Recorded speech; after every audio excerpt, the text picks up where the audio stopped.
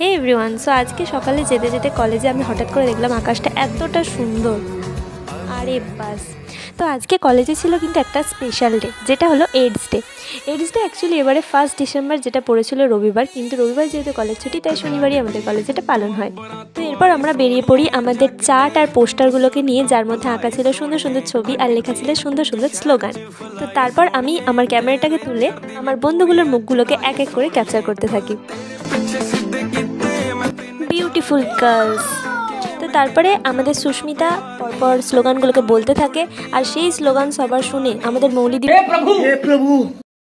rally বেরোনোর আগে সারিবদ্ধভাবে না দাঁড়িয়ে গন্ডগোল করা মেয়েগুলোকে দেখে দলের ক্যাপ্টেন যেভাবে রেখে যায় সেটা হলো